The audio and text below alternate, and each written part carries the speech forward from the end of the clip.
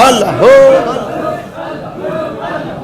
اے میز لے وہ ہو اللہ ہو اللہ ہو ٹیبل آکو لے ہو اللہ ہو اللہ ہو اللہ ہو اللہ ہو اللہ ہو اللہ ہو اللہ ہو اللہ ہو اللہ ہو اللہ ہو اللہ ہو اللہ ہو اللہ ہو اللہ ہو اللہ ہو اللہ ہو اللہ ہو ایسے کرسی رہ دو نے بہتر ہے تاکہ سب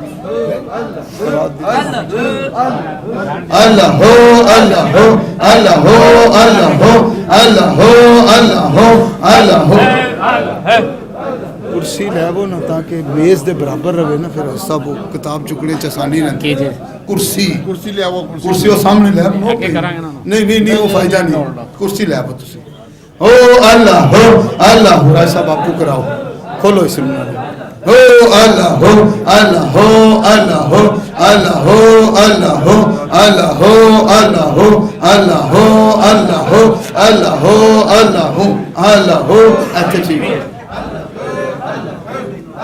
لیول سے تک کرو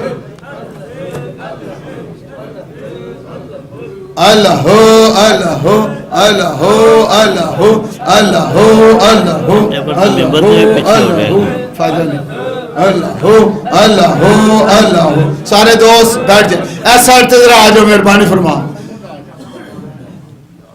کہ رب آلو ہاں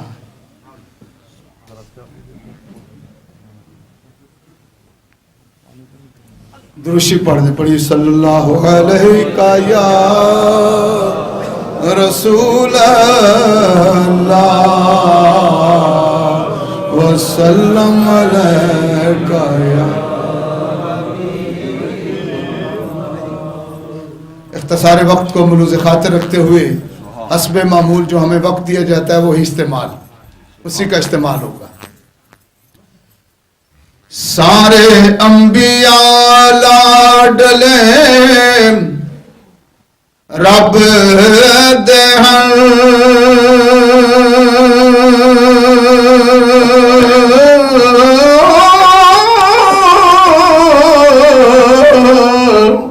ورشان مصطفیٰ دا امتیاز اور کھل گی گل کاتور دیا چوٹیاں دی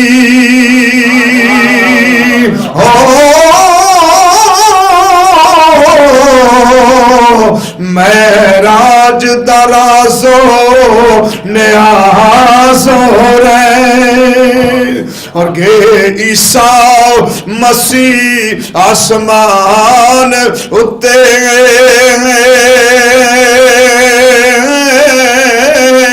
گے عیسیٰ مسیح آسمان اتے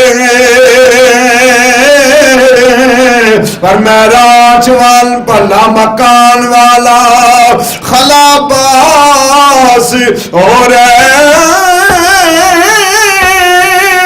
سید صبر زبیدی حد کچھ نہیں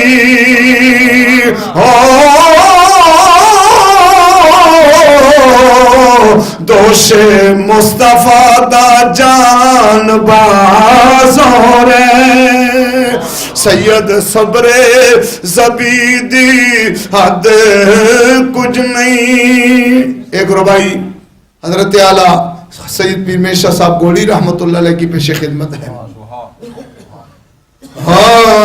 رو رو لکھیے چٹھیے درداں بھریے رو رو لکھیے چٹھیے درداں بھریے پتہ پوچھی بغداد دے واسیاں دا رو رو لکھیے چٹھیے درداں بھریے پتہ پوچھی بغداد دے واسیاں دا آہی سونا بریاں سینے سڑے وچوں دسی صدائے حال اداسیاں دا اور تیرے مڈ قدیم دے بردیاں یا غوث اعظم تیرے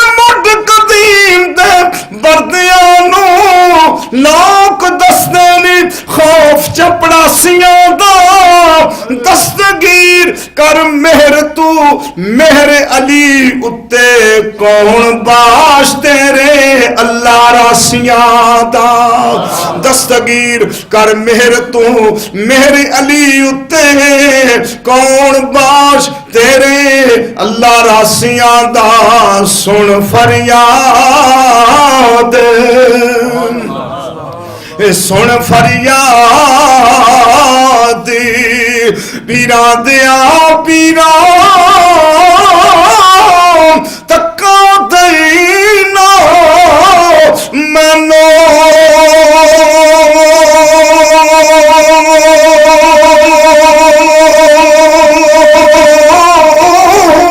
بے کسادہ والی تو ہے شرم دیتی رب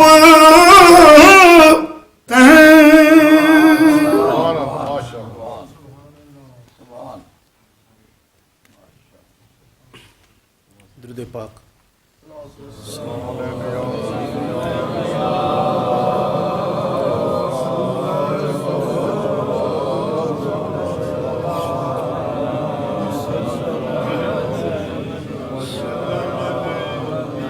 یا رسول اللہ یا حبیب اللہ کن فیکون تے کل دی گلے اسا اگے پریت لگائی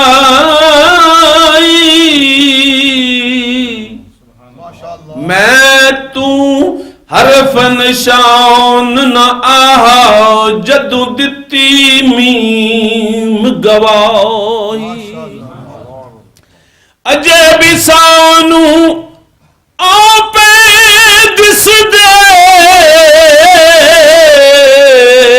بیلے بوٹے کاہی مہر علی شاہ رلتایوں بیٹھے جدو سکھ دوہانو آئی حضور سرکار میاں صاحب فرماندے ہکو سخن نہ ہو تمامی کو سخن نہ ہو تمامی جو نعمت میں ہے پائی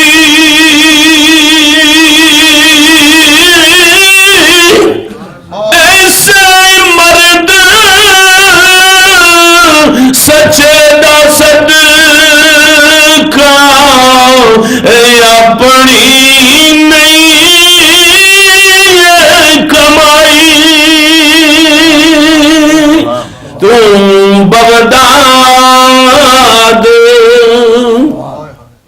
نگر داوالی میں کتری اس دردی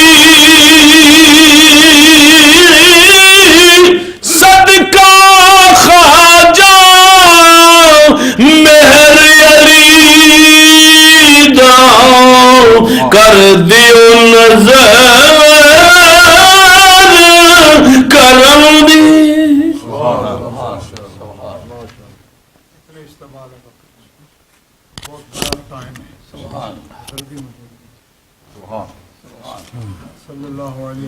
یا رسول اللہ نعمت بات تاج سے سنت وزی شان گیا نعمت بات تاج سے سنت وزی شان گیا ساتھ ہی منشی رحمت کا کلم دان گیا گیا ساتھ منشی رحمت کا کلم دان گیا نعمتیں بانٹتا آج لے ان کی پناہ آج مدد مانگنے سے آج لے ان کی پناہ آج مدد مانگنے سے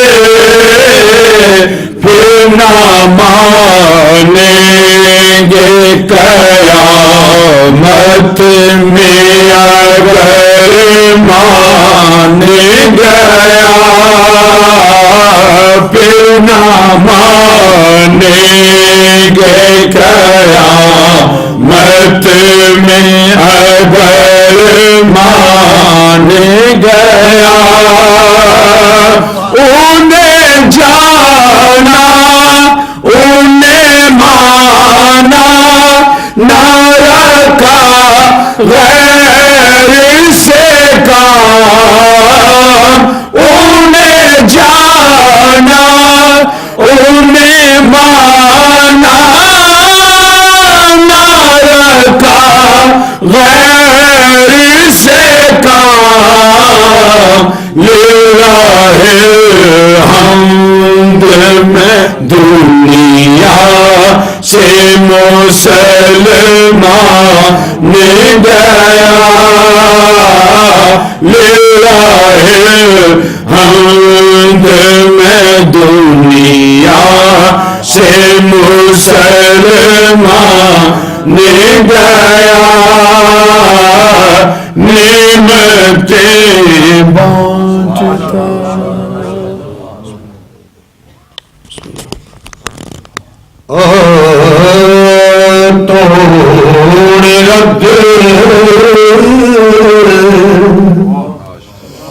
توڑ رد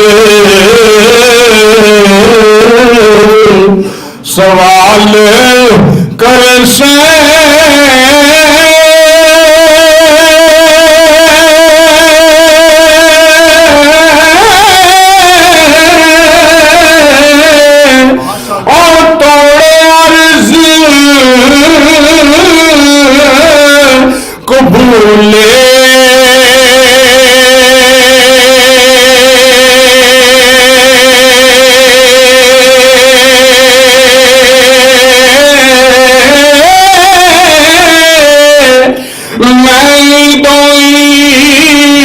جہانی بھرے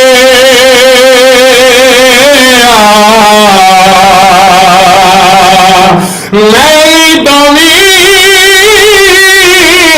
جہانی بھرے او دامن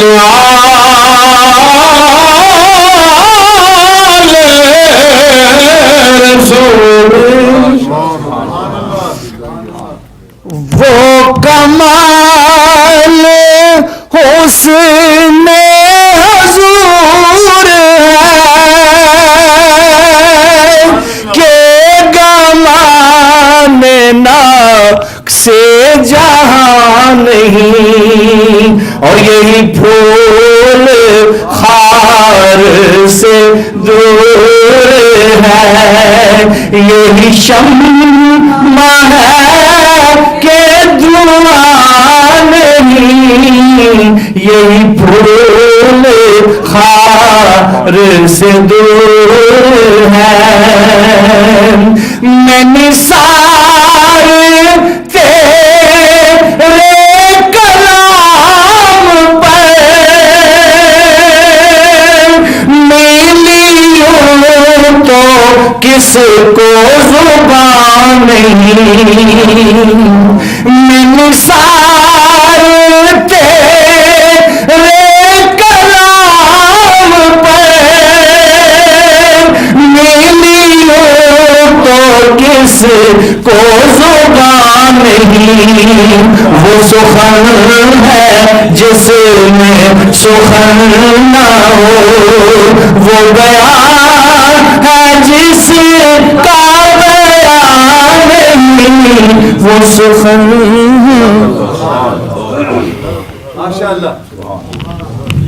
سامعین کرام، الحمدللہ یہ ہمارے نعت خوان بھائی حضور سید عالم صلی اللہ علیہ وسلم کی ثناخوانی کرتے ہیں اور ہمارے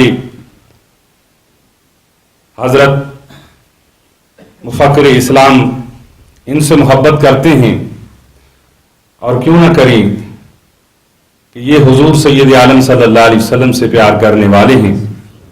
اور جیسا کہ کل حضرت نے ہمیں وہ کتابیں کھول کھول کر بتایا کہ امام شافعی رحمۃ اللہ تعالی علیہ ارشاد فرماتے ہیں کہ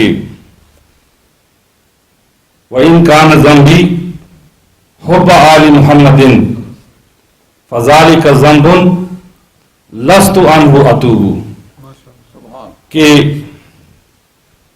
اگر میرا جرم، میرا گناہ یہ ہے کہ میں حب اہل بیت سے محبت کرتا ہوں، تو پھر یہ ایسا جرم ہے جس سے میں کبھی توبہ نہیں کروں گا۔ ہم شفاعی فی یوم حشری و موقفی اذا ما بدت للناظرین خطوب، یہ وہ لوگ ہیں جو روز محشر میرے سفارشی ہوں گے جب لوگ خوف و عقاب سے خوف میں ہوں گے۔ تو یہ اہل بیت سے محبت کرنے والے ہیں، اس لیے میں نے مناسب سمجھا کہ حضور کی موجودگی میں سب کو تھوڑا تھوڑا سا وقت دوں۔ حالانکہ میں یہ سمجھتا ہوں کہ حضرت تھکے ہوئے ہیں، لیکن میں امید کرتا ہوں کہ آپ اسے ہماری تھوڑی سی زحمت کو جو ہے آپ محسوس نہیں فرمائیں گے۔ میں ابھی بغیر کسی تمہید کے آپ اور حضرت کے درمیان حائل نہیں ہونا چاہتا۔ نعرہ تکبیر اور نعرہ رسالت سے اپنی قائد، اپنے پیر و مرشد کا استقبال کریں۔ نعرہ تکبیر، نعرہ رسالت، نعرہ حیدری، نعرہ تحقیق، نعرہ غوثیہ، حضور مفکر اسلام۔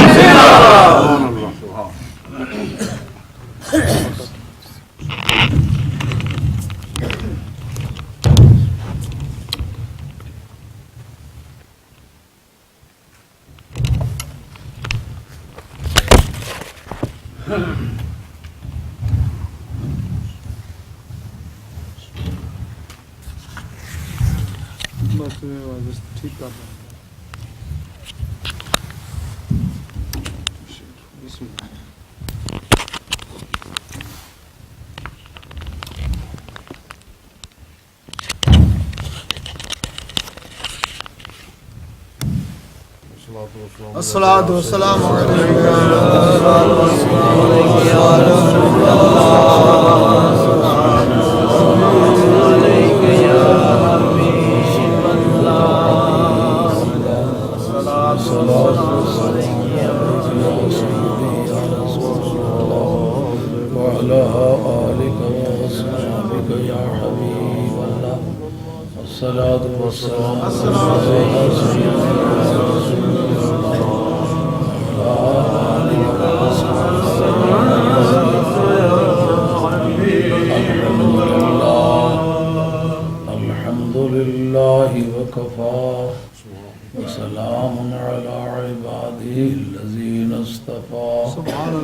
خصوصا على محمد المصطفى وعلى آله وأصحابه أولي الصدق والصفاء، أما بعد، فقد قال الله تبارك وتعالى جل جلاله سبحان اللہ في القرآن المجيد والفرقان الحميد. أعوذ بالله من الشيطان الرجيم. سبحان اللہ. بسم الله الرحمن الرحيم نحن نزلنا الذكر وإنا له لحافظون صدق الله مولانا العظيم وبلغنا رسوله النبي الكريم ونحن على ذلك من الشاهدين والشاكرين والحمد لله رب العالمين. بسم اللہ. ماشاء اللہ. والصلاة والسلام عليك يا سيدي يا رسول الله وعلى آلك وأصحابك يا حبيب الله. الصلاة والسلام عليك يا سيدي يا رسول الله وعلى آلك وأصحابك يا حبيب الله. الصلاة والسلام عليك يا سيدي يا رسول الله وعلى آلك وأصحابك حبيب الله. حاضرین کرام، کل بھی آپ نے مجدد کے موضوع پر میری زبان سے ٹوٹے پھوٹے کلمات میں کچھ بشارات سماعت فرمائیں. آج پھر دوبارہ آپ کی سمع خراشی کر رہا ہوں. اس بارے میں ایک غور طلب امر یہ ہے کہ کیا پہلی امتوں میں بھی مجدد ہوتے رہے؟ ایک سوال ہے. اگر میری اطلاع ناقص نہیں ہے تو پہلی امتوں میں کوئی مجددین کا سلسلہ نہیں ہوتا رہا. اس کی وجہ کیا ہو سکتی ہے؟ کہ اس کی وجہ یہ تھی کہ نئے نبیوں کی آمد و رفت کا سلسلہ جاری تھا. اچھا ماشاءاللہ سبحان اللہ. چونکہ اس کے لیے تجدید دین کے لیے مجدد کی آمد و رفت ہوتی رہی. سابقہ نبیوں کے بعد نیا نبی آ سکتا تھا، اس لیے کسی مجدد کی ضرورت نہیں پڑی. مجدد ایک سبسٹیچیوٹ ہوتا ہے جو انبیاء علیہ السلام کی نیابت میں کام کرتا ہے، اور ایک مجدد ہی ایسی شخصیت نہیں ہوتی جو دین کو زندہ کرے، دین کی تجدید کرے، بلکہ احیاء دین جو ہے وہ پوری امت کا محی دین ایک ہے. واہ واہ واہ واہ. احیاء دین. واہ سبحان اللہ. تجدید دین کے لیے تو ہر صدی کے بعد ایک نیا مجدد آ سکتا ہے، بسم اللہ. لیکن محی الدین ہونے کے لیے پوری امت میں ایک ہی محی الدین. خدا ایک ہے، مصطفیٰ ایک ہے، تو سید غوث الورا ایک ہے.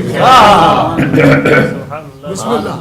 چونکہ سابقہ امتوں میں ایک نبی دنیا سے تشریف لے جاتے تو دوسرے نبی کی آمد متوقع ہوتی، اس لیے مجدد کی ضرورت نہ پڑی.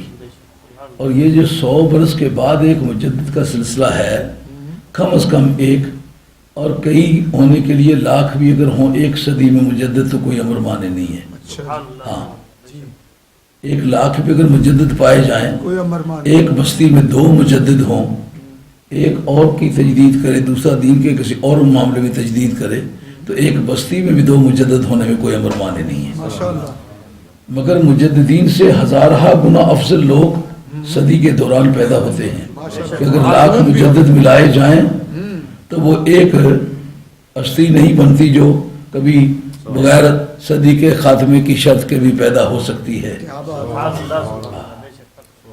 اس لیے یہ سمجھنا چاہیے کہ سابقہ امتوں میں مجدد نہیں ہوتے رہے. اس امت میں پھر مجدد کیوں ہوئے؟ کہ اس کی بنیادی وجہ یہ سمجھ میں آتی ہے کہ چونکہ نبی کریم علیہ السلام کا بار بار کہنا تھا میرے بعد نبی کوئی نہیں آئے گا، لیکن حضور کردگار ضمیر سے یہ سوال اٹھتا تھا کہ مولا کریم جب کوئی نبی نیا آ نہیں سکتا، میں دنیا سے چلے جاؤں گا، تو پھر میرے دین کی حفاظت کا سلسلہ کیسے ہوگا؟ رب کریم نے کہا کسی نبی سے، کسی رسول سے ہم نے یہ وعدہ نہیں کیا کہ نحن نزلنا ذکر و انا لہ الحافظون، ہم نے یہ آسمان کا دین نازل کیا ہے، ہم خود اس کی حفاظت کریں گے۔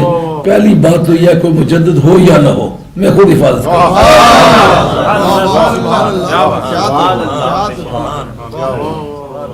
اور اس کے بعد تیری تسلی کے لیے پچھلے آج سے 4-6 مہینے پہلے غالباً میں نے غوث، قطب، ابدال اور نجابہ ان پر گفتگو کی ہے، اور پورے ملک میں وہ ٹیپیں گھوم رہی ہیں، جس میں لوگ یہ کہتے تھے جی قطب کا کوئی ثبوت نہیں، غوث کا کوئی ثبوت نہیں، ابدال کا کوئی ثبوت نہیں، نجابہ کا کوئی ثبوت نہیں، ثبوت مہیا کیے ہیں اور پھر اس کے بعد کسی نے چوں بھی نہیں کی۔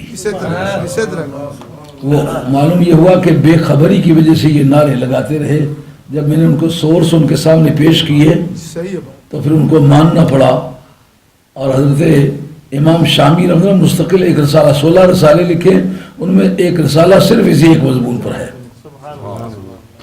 اور حضرت جلال الدین سیوطی رحمۃ اللہ تعالی نے ایک مستقل رسالہ ہی القول المنجلی کے نام سے لکھا، اور اس کے اندر صرف اسی پر بحث کی کہ قطب کون ہوتا ہے، غوث کون ہوتا ہے، ابدال کون ہوتے ہیں، نجابہ کون ہوتے ہیں، میں ایک اسی مسئلے کو چھیڑا ہے۔ مگر غوث ہو، قطب ہو، کلندر ہو، مجدد ہو، کوئی بھی روحانی شخصیت ہو، اس کے بارے میں آج سے کوئی کئی برس پہلے سے لگاتار ایک بحث چلی آ رہی ہے کہ ان کے بننے کا سسٹم کیا ہے۔ کوئی بھی ہو اس کے بننے کا سسٹم کیا ہے، کہ یہ ایک روحانی سیٹ ہے نا، ولایت کی قسم کی چیز ہے نا، پیغمبری کی قسم کی تو چیز نہیں ہے نا، ولایت کی قسم کی چیز ہے۔ ولایت کی قسم کی جو بھی چیز ہوگی، ہمارے اپنے مذہب کے علاوہ اسماعیل دیلوی صاحب نے لکھا ہے کہ حضرت مولا مرتضیٰ کو یہ فضیلت اللہ نے اس طرح دی ہے کہ غوثیت و قطبیت و ابدالیت آج ابتدائے آفرینش تا بقیام قیامت روح حضرت علی مرتضیٰ انہوں نے کہا ہے کہ ابتدائے سے لے کر، جب سے لے کر انسان کی پیدائش کا سلسلہ شروع ہوا ہے، جب بھی کوئی ولی، غوث، قطب، کلندر، درویش، نجیب کچھ بھی بنا ہے، وہ علی مرتضیٰ کی بارگاہ سے اس کو فیضان ہوا ہے۔ ملی نہ دولت عرفان بجز نگاہ علی، یہ کوئی اس کان سے سنتا ہے تو اس کی مرضی رہی، اس کان سے سنتا ہے تو مرضی رہی، لیکن چیلنج کرنے کی پوزیشن میں نہیں ہے۔ ہاں، یہ اسماعیل دیلوی کا کلام ہے، جو جس آدمی نے نبی پاک علیہ السلام کی شان میں گستاخیاں کی ہیں، اس آدمی نے بھی علی مرتضیٰ کے بارے میں لکھا ہے کہ جب سے لے کر ولیوں کی پیدائش کا سلسلہ شروع ہوا ہے اولاد آدم میں، تو روح علی مرتضیٰ اس کا مرکز رہا اور قیامت تک رہے گا۔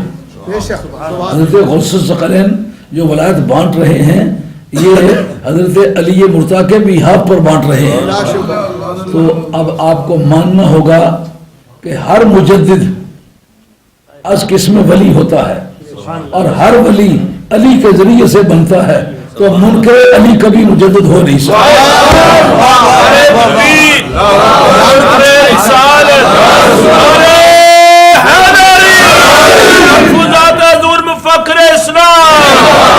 یہ بات سمجھ آ گئی ہے؟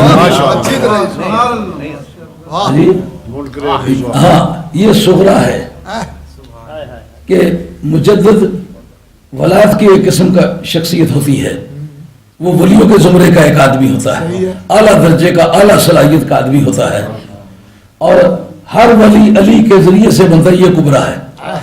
یعنی وہ پہلا مائنر پریمس ہے، یہ میجر پریمس ہے۔ اب اس مائنر پریمس کو میجر پریمس کے نیچے لانا پڑے گا۔ اس لیے جتنا بھی کوئی کسی صوفی صافی کا مرید ہے نا، یہ بات غور کر لے، اگر کسی کا پیر منکر علی ہے تو سمجھے میں بھی منکر علی ہوں، نہ اس کو کبھی ولایت ملی ہے نہ تجھے کبھی ملے گی۔ بغض علی اور ولایت، یہ تو مگر مچھ سمندر میں رہنا اور مگر مچھ سے بہر، یہ تو کبھی ممکن نہیں ہے۔ ہاں، علی سے دوستی کرنی پڑے گی، اولاد علی سے دوستی کرنی پڑے گی، بغض علی سے کبھی ولایت مل نہیں سکتی، اور مجددیت اس قسم ولایت ہے، بغض علی رکھنے والا کبھی نہ مجدد بنا ہے نہ کبھی آئندہ بنے گا. جس کا نام لیتے ہیں جی فلاں مجدد گزرے فلاں مجدد گزرے ہیں، ان کو اس کرائٹیرین پر چیک کرو کہ حب علی ان میں کتنی تھی. سمجھے بات؟ تو آپ کو اس زمرے میں آنے کے بعد پھر سمجھنا آسان ہو جائے گا کہ مجدد کس کس کو کہوں. اپنے طور پر قلم سے لکھ دینا، مرزا قادیانی نے بھی لکھ دیا میں مجدد ہوں، تو کیسے وہ مجدد بن گیا؟ مجدد ہونے کی شرافت اس کو حاصل ہوگی جو مجددیت کے ترازو پر تلے. ان میں سب سے پہلی بات یہ حب علی بھی رکھتا ہو، بغض علی رکھتا ہو تو کبھی اس کو مجددیت مل نہیں سکتی. یہ بات تو تھی اسماعیل دہلوی صاحب کی جو انہوں نے صراط مستقیم کے اندر لکھی ہے. لیکن یہ اب راستے میں آتے تھے مجھے یہ خیال پیدا ہوا ہے، وگرنہ میں وہ کتاب ساتھ لیا تھا. اور اس کے علاوہ قاضی ثناء اللہ صاحب پانی پتی آپ کی تفسیر مظہری جلد دوئم صفحہ 120 اور یہ آیت کنتم خیر امت اخرجت للناس وجہ استدلال سنیں. اللہ کریم نے کیا بات فرمائی؟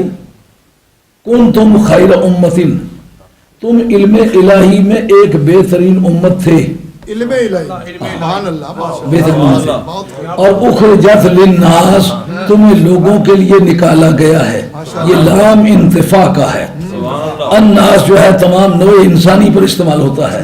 تو چاہیے کہ آدم علیہ السلام سے لے کر کے تا قیام قیامت نفع انسانیت کو ملے تو اس آیت کا پورا مصداق بنتا ہے. مولانا آپ ایک بڑے فاضل آدمی ہیں، مجھے یہ بتا کر الناس سے مراد تمام نوع انسانی ہو اور لام ہو انتفاع کا تو معنی کیا نکلیں گے؟ تمہیں تمام انسانیت کے نفع کے لیے کھڑا کیا ہے. تو اگر تمام انسانیت کو بالواسطہ یا بلا واسطہ آپ سے فائدہ نہ پہنچا ہو تو پھر یہ کہنا کس طرح صحیح ہوگا کہ تمہیں تمام انسانیت کے نفع کے لیے کھڑا کیا ہے؟ صحیح بات ہے. اس کا نام ہے لام انتفاع. جیسا ما خلقت الجن والانس الا لیعبدون، اس کا لوگ ترجمہ کرتے نہیں بنایا جنوں نے انسانوں کو مگر اس لیے کہ وہ میری عبادت کریں. یہ ترجمہ غلط بنتا ہے. اس کا مطلب اصولی طور پر کیا بنتا ہے؟ یہ لام انتفاع ہے. میں نے جنوں اور انسانوں کو اس لیے پیدا کیا تاکہ وہ میری عبادت کے ذریعے سے فائدہ حاصل کرے. من نہ کردم خلق تھا سودے کنم بلکہ تھا بربندگاہ جودے کنم. یہ رومی کا کلام ہے. ہاں رومیہ بول. من نہ کردم خلق تھا سودے کنم بلکہ تھا بربندگاہ جودے کنم. کیونکہ علماء عقائد کا یہ متفق عقیدہ ہے کہ اللہ تعالیٰ کے امور معلل بالاغراض نہیں ہوتے. اللہ تعالیٰ کے امور، یہ لفظ یاد رہے گا، اللہ تعالیٰ کے امور معلل بالاغراض نہیں ہوتے. معنی اس کا کیا ہے؟ بات کوئی بھی کروں گا انشاءاللہ آپ کو سمجھا کے چھوڑوں گا، پیچھے نہیں کی کوئی بات نہیں ہے. یہ اللہ جتنے کام کرتا ہے نا اس کی طے میں رب کی کوئی اپنی غرض نہیں ہوتا. رب کی کوئی غرض پھنسی ہوئی نہیں ہوتی. رب غرض مند ہے ہی نہیں، یہ رب کی شان کے لائق ہی نہیں ہے. یہ معنی اس کے کہ اللہ تعالیٰ کے جتنے کام ہیں ان کے پیچھے رب کی کوئی اپنی غرض نہیں ہوتی.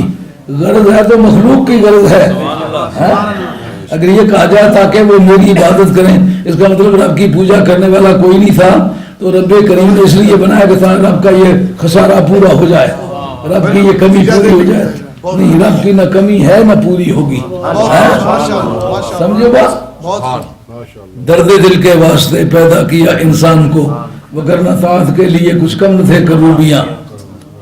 عبادت کا کام تو پہلے بھی ہو رہا تھا، اس کو ذوق بخشنے کے لیے کہ میری عبادت کرے اور مجھ سے استفادہ کرے. اسی طرح یہ لام انتفاع کا ہے. اب یہ ثابت کرنا ہوگا کہ یہ امت جو نکلی ہے اس سے سابقہ انسانیت کو کیا فائدہ پہنچا ہے. کہ اگر سرکار سے فائدہ پہنچا ہے، سرکار سے فائدہ پہنچنا امت سے فائدہ پہنچنا نہیں ہے. واہ واہ ماشاءاللہ ماشاءاللہ ماشاءاللہ ماشاءاللہ. اگر یہ کہے کہ سرکار سے فائدہ سبھی انبیاء علیہ السلام کو پہنچا ہے اور سب نے استفادہ کیا ہے تو یہ اخرجت کنتم خیر امت، تم بہترین امت ہو، تمہیں لوگوں کے لیے نکالا گیا ہے. تو پھر چاہیے یہ کہ نبی پاک علیہ السلام کے امت کے جتنے اقسام ہیں، جو نری امت ہے اور امت بھی ہے اور آل بیت بھی ہے، ان میں سے کوئی ایسا ریپرزینٹیٹو ہو جو اس کا مصداق بنے کہ پہلی امتوں کو اس سے فائدہ پہنچا ہو. اس پر قاضی اللہ صاحب پانی پذیر اپنے ذوق کے مطابق بات کرتے ہیں. وہ نقشبندی مجددی ہے. حضرت مرزا مظہر جان جانا رحمۃ اللہ تعالی کا مرید ہے. شاہ ولی اللہ صاحب محدث دہلوی کا شاگرد ہے. اگر وہ صرف شاگرد ہوتا تو نوعیت اور ہوتی. ایک درویش کا ٹمپریچر بھی ملا ہوا ہے. امام ربانی مجید الثانی شیخ احمد ساندی رحمۃ اللہ کے سلسلہ تعلیمات کے بڑے خلیفہ مجاز نہیں گزرے صرف، بلکہ اپنے وقت کے مجدد تسلیم ہوتے خاندان نقشبندیہ میں، جن کا نام ہے مرزا مظہر جان جانا. یہ ان کے شاگرد ہیں. کہتے ہیں کہ اصل بات یہ ہے کہ رجال حاضر امت اکثر ابلاغا و ارشادا و بالجذب الی اللہ سبحانہ تعالی من الامم السابقہ. اس امت کے جو مردان حق گزرے ہیں یہ پہلی امتوں کے مقابلے میں خدا کی طرف کھینچنے میں اکثر ابلاغا و ارشادا، اس امت کے جو رجال ہیں وہ پہلی امتوں کے مقابلے میں رب کی طرف کھینچنے میں وہ زیادہ کثیر الوقوع ہوئے ہیں. ان کے اندر یہ کثرت کے ساتھ فیض پایا گیا ہے کہ پہلی امتوں کا جو فیضان پہنچا ہے نا، مثلا عاصم بن برقیہ، ان کی کرامت کا کیا دائرہ ہے، وہ صرف اٹھا کر کے تخت بلقیس لے آئے ہیں. حضرت مریم کی دائرہ ولایت کیا ہے کہ کھجوریں بے وقت ملی ہیں اور خشک کھجور کے ٹھوٹھوں کو پکڑ کے ہلایا ہے، تر کھجوریں گری ہیں. لیکن یہ کہ ان کی کرامت کا فائدہ تمام انسانیت کو پہنچاؤ، کہ ایسا نہیں ہے. امت محمدیہ کے رجال ایسے کہ جن کا پوری انسانیت کو فائدہ پہنچا ہے. وہ کہتے ہیں اس کا ثبوت کیا ہے؟ کہتے ہیں لم یبلغ احد من الامم السابقۃ درجۃ الاولیاء الا بتوسط روح علی علیہ السلام. یہ الفاظ پہلے بتا چکا ہوں. تفسیر مظہریہ جلد دوئم ہے، صفحہ 120 ہے. اگر صفحہ آگے بھی جو آیت تلاش کر لو، کنتم خیر امۃ اخرجت للناس، یہ آیت ہے. اس کے تحت دیکھو یہ بات لکھی ہوئی ہے کہ لفظ بلفظ ملے گی کہ پہلی امتوں میں کوئی آدمی ولایت کے درجے کو نہیں پہنچا جس کو علی نے نہیں پہنچایا. ملی نہ دولت عرفان وجود نگاہ علی. ہاں، اب للناس کا معنی سمجھ میں آیا؟ کیا بات ہے، کھولے. یہ امت جو ہے اس کا فیضان پہلی امتوں کو بھی ملا ہے اور امت سے ملا ہے. نبی سے ملنے کی قیمت اور ہے. امت سے ملا. ہاں، امت سے ملا ہے. امت سے فیضان پہلی امتوں کو ملا ہے. کیا مطلب نکلا؟ یعنی اس امت کے مردان حق صرف آنے والے لوگوں کے لیے ولی نہیں، جو گزرے ہوئے ہیں جو اس کی ولایت سامنے چکی. عاصم بن برقیہ ولی تھے لیکن ان کی ولایت آنے والی قوموں پر کھلی ہے، گزری ہوئی قوموں پر تو نہیں کھلی. جناب سیدہ مریم ولیہ تھی، ان کی کرامت کے راز کھلے اس وقت کے لوگوں پر یا آنے والے لوگوں پر، لیکن سابقہ پر تو نہیں کھلے. وہ علی تیری ذات پر قربان کہ تیری ولایت کا راز پہلی امتوں پر بھی کھلا. پہلی امتوں میں کوئی ولی نہیں بنا جب تک کہ اس نے علی کو اپنا مرشد تسلیم نہیں کیا.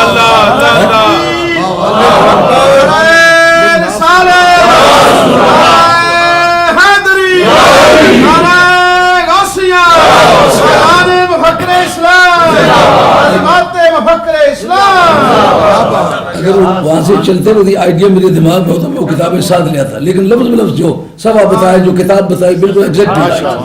اور جو عبارت پڑھی ہے عبارت کی بھی ذمہ داری قبول کرتا ہوں انشاءاللہ اسی دے ہوگی. کہ پہلی امتوں میں کوئی ولی نہیں بنا جس کو علی نے ولی نہیں بنایا. پھر کہتا سما بلغ ذالک الی اولادہ الامجاد من الائمۃ الکبار الی حسن العسکری. کا پھر وہ تقسیم ولایت کا فیضان آپ کی اولاد کو ملا، حسن کو ملا، حسین کو ملا.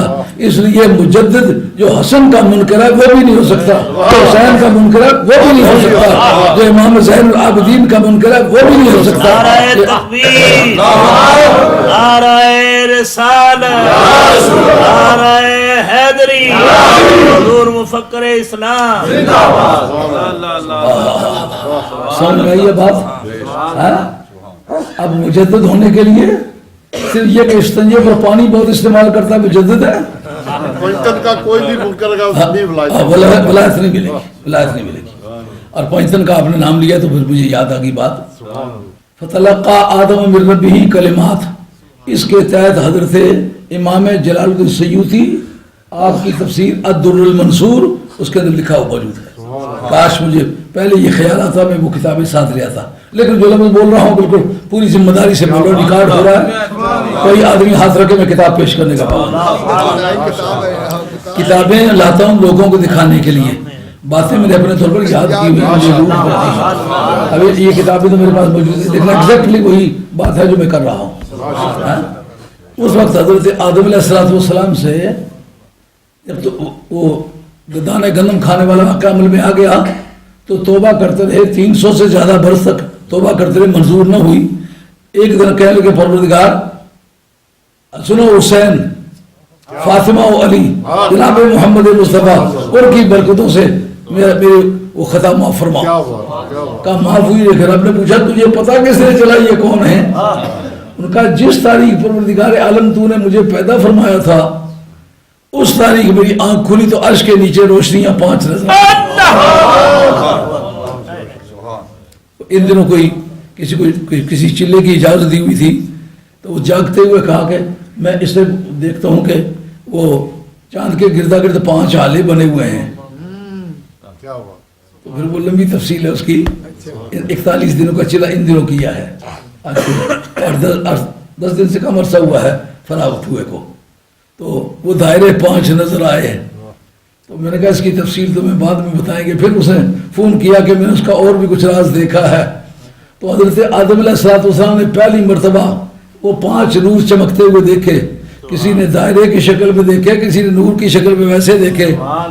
تو پوچھا پروردگار یہ 5 نور کیسے ہیں؟ کہا اگر یہ وہ نور ہیں کہ اگر میں انہیں پیدا نہ کرتا تو تمہیں بھی پیدا نہ کرتا. کہا یہ بتا تو صحیح یہ کون ہے؟ کہا ایک کا نام حسن ہے، ایک کا نام حسین ہے، ایک کا نام فاطمہ ہے، اور ایک کا نام علی ہے، اور ایک کا نام محمد ہے صلی اللہ علیہ وسلم. ان کی وجہ سے تجھے پیدا کیا ہے. آگے بات سمجھ میں؟ یہ حضرت امام جلال السیوطی، امام جلال السیوطی تو معتبر آدمی ہے نا، ان کی کتاب کا نام ہے در المنصور. آیت کون سی ہے؟ فتلقى آدم من ربه کلمات. جس چیز کے پاس ہے وہ نکال کے دیکھے، نہیں تو پھر آج 10 اور میں ملے آؤں گا ساتھ. اس چیز کو ضرور پڑتی فوٹو سٹیٹ کروا لے. تو اب منکر پنجتن پاک جس کو کہتے ہیں اس کو کبھی مجدد نہیں بنایا جائے گا. جو علی کا نعرہ ہی نہ لگانا دے، نعرہ ہی نہ لگانے دے، نام ہی نہ لینے دے، اس کا مجددیت سے کیا تعلق ہو سکتا ہے؟ آئی بات سمجھ میں؟ اس کے بعد امام حسن عسکری تک وہ سلسلہ چلتا چلا آیا، اور بلاخر وہ حضرت والی بغداد شہنشاہ ایران ثم بلغ ذلك السید الشیخ عبد القادر الجیلی وهو على ذلك المنصب الى یوم القیامہ. اس کے بعد اس مرتبے پر جناب والی بغداد شہنشاہ ایران فائز ہوئے اور قیامت تک تقسیم ولایت کا کام وہ کریں گے. اس کا مطلب یہ ہے جو منکر غص ثقلین ہوگا وہ بھی کبھی مجدد نہ بنا ہے نہ بن سکتا ہے. عالم اسلام کی مشہور شخصیت جن کی مجددیت کے ڈنکے بج رہے ہیں سرزمین ہند میں، ان کا نام ہے امام ربانی مجدد الثانی شیخ احمد سندی رحمۃ اللہ تعالی علیہ. اور آپ کی جو مکتوبات شریف ہے اس کا جلد نمبر 3 ہے، اور جو ان کا لیٹر ہے لیٹر نمبر 124 ہے، اور صفحہ نمبر اس کا 1626 ہے. لیٹر نمبر 123 ہے، 123 نمبر لیٹر میں اندر آخری وہ آپ کا لیٹر ہے. اگر صفحے میں کوئی بعض کے چھاپے الگ الگ ہیں، اگر نہ نکل سکے نا تو اس کو پیش کرنے کا میں پابند. اس کے اندر وہ لکھتے ہیں کہ وصل الہی کے 2 طریقے ہیں. وصل الہی کے 2 طریقے ہیں. ایک وہ ہے جس میں حلولیت اور توسط ہے. ایک وہ ہے کہ جس کے راستے میں کوئی حلولیت نہیں ہے، یعنی کوئی حائل نہیں ہوتا، درمیان میں راستے میں کوئی ملتا نہیں ہے. ایک وہ ہے کہ جس کے اندر کوئی ملتا ہے، کہ جس راستے میں کوئی نہیں ملتا، حلولیت نہیں ہے، وہ نبیوں کا طریقہ ہے. نبی کے درمیان حلولیت نہیں ہوتی. کل ہی میں مطالعہ کر رہا تھا تو یہ بات گزری ہے ہماری کتابوں کے اندر، بلکہ یہ ابن تیمیہ نے بھی یہ لکھا ہے. یہ کل جو عبارت پڑھ رہا تھا 522 523 میں یہ پھر عبارت ہے. کہ جو یہ کہے کہ مجھے سرکار دو عالم صاحب کے وسیلے کے بغیر کچھ مل گیا کا وہ کافر ہے. سمجھے؟ اتنے تک ہے. ہاں یہ لکھا ہے یہ ابن تیمیہ، یہ پڑھ کے آپ کو سنا تھا. ضرور. وہ کہتے ہیں نا اللہ سے مانگو، اللہ سے مانگو. تو یہاں ابن تیمیہ صاحب لکھتے ہیں صفحہ نمبر 522 ہے. یہ جب کل نماز مغرب ڈیرے پر پڑھی چلنے لگے تو اس وقت میرے دل میں خیال آیا کہ ابن تیمیہ صاحب نے اس بارے میں بڑا خوبصورت لکھا ہوا ہے، لیکن وہ کتاب میری پاکستان میں ہے، لیکن اس کی ردیف 500 سے چلتی ہے. جو ہی دماغ پر ذرا زور دیا تو اس کو پھر میں نکال کے لے آیا ساتھ ہے جی. اور وہ کہتا ہے من ادعا ان من الاولیاء الذين بلغتهم رسالة محمد رسول الله من له طريق الى الله لا يحتاج فيه الى محمد فهذا كافر ملحد. کہ جو آدمی کہتا ہے زورا اولیاء اللہ میں سے کچھ لوگ ایسے بھی ہیں کہ جن کو سرکار دو عالم صاحب کی رسالت کا پیغام پہنچا ہے اور انہوں نے سرکار کو تسلیم بھی کیا ہے، لیکن ان کا خیال یہ ہے کہ فیضان الہی کے لیے مجھے سرکار کی حاجت نہیں. براہ راست یہ بستر کھول کے بتا دیا کہ نہیں؟ کھول کے بتا دیا. کہ جس کے سہارے پر بسترے باندھ رہے ہو یہ اس نے بستر کھول کے دکھا دیا ہے. وَإِذَا قَالَ أَنَا مُخْتَاجٌ إِلَى مُحَمَّدٍ رَسُولِ اللَّهِ فِي عِلْمِ الظَّاهِرِ دُونَ عِلْمِ الْبَاطِنِ. میں قرآن و حدیث میں سرکار کا محتاج ہوں، باطنی علوم میں سرکار کا محتاج نہیں ہوں. اور فی علم شریعت دون علم الحقیقہ، میں شریعت کے علم میں سرکار کا محتاج ہوں، لیکن علم حقیقت کا براہ راست میرا رب سے تعلق ہے. یعنی وہاں سے سب کچھ مجھے اللہ کی طرف سے ملا. جو کہتے ہیں جی خدا سے مانگو اور کسی سے کیوں مانگتے ہو؟ کہتا ہے کہ فَهُوَ شَرٌّ مِنَ الْيَهُودِ وَالنَّصَارَىٰ. وہ آدمی جو اس عقیدے کا آدمی ہے کہ براہ راست خدا سے کچھ لیتا ہوں، وہ یہودیوں اور نصرانیوں سے برا ہے. کہ اپنے بستر کے باہر ایک ٹائٹل لکھ دو، مجموعہ توحید، اس کے اس رسالے کا نام ہے الفرقان بین اولیاء الرحمن و اولیاء الشیطان. یعنی فرق ہے خدا کے ولیوں میں اور شیطان کے ولیوں میں. یہ شیطان کے ولیوں کا ذکر کرتا ہے ابن تیمیہ صاحب. کہتے ہیں کہ جو یہ خیال کرتا ہے کہ مجھے براہ راست خدا سے ہی فیض ملتا ہے، مجھے سرکار کی الولیت کی ضرورت نہیں، وہ کافر ہے. سمجھ میں آ گئی یہ بات؟ اب اس میں تو کوئی ہم باقی نہ رہا نا. اس موقع پر جو بات قابل غور ہے وہ یہ ہے کہ مجدد صاحب رحمۃ اللہ علیہ کا جو کہنا ہے ایک راستہ ہوا جس میں حلولیت نہیں ہے، وہ صرف پیغمبروں کا راستہ ہے کہ رب سے ان کا براہ راست تعلق ہے. پیغمبر کو چھوڑ کے کا اس راستے میں جو مشہود ہوتے ہیں وہ جناب علی مرتضیٰ ہیں. اچھا مشاہدے میں آتے ہیں.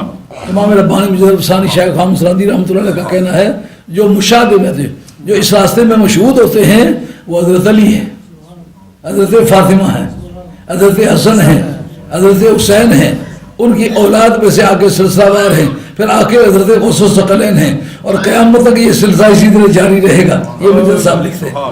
اس کا مطلب یہ ہے مجدد وہ ہو سکتا ہے جو ان کو ریکگنائز کرے، جو ان کی ریکگنیشن نہ کرے وہ مجددین کی سب میں آ سکتا ہی نہیں. جن کا یہ خیال ہے جو منکرین علی ہیں، انہوں نے کتابیں بہت لکھی ہیں، اس وجہ سے وہ مجدد ہیں. کتابیں بہت لکھنے کی وجہ سے اگر کوئی مجدد ہو تو مرزا قادیانی کو ہو جانا چاہیے، لیکن وہ عقیدے کے اعتبار سے کافر ہے، بے ایمان ہے. اس لیے کتابوں کے لکھنے کا کوئی فائدہ نہیں. اسی بنیاد پر کہیں گے جس کا عقیدہ غلط ہے بے شک وہ کتابیں لکھے، بے شک وہ مدرسے بنائے، بے شک وہ تبلیغ کے ڈھونگ رچائے، اس کا مجددیت سے کوئی تعلق نہیں. غالباً یہ بات آپ کے ذہن میں آ گئی ہے، آپ اس کو سمجھو. جس وقت یہ مسئلہ سمجھ میں آ گیا کہ اس امت کے رجال کا فیضان پہلی امتوں پر بھی ہے، اور وہ کس ذریعے سے ہے؟ حضرت علی مرتضیٰ سے لے کر والی بغداد تک ہے. تو پھر کیا ہوگا طریقہ کار؟ جس وقت جن سے فیض ملنے والا ہے ان کا منکر ہو تو فیض ملے گا کیسے؟ اس لیے جس آدمی کو مجددیت کی کھجلی ہوتی ہے نا، اس کی نبض ٹٹول کے دیکھو.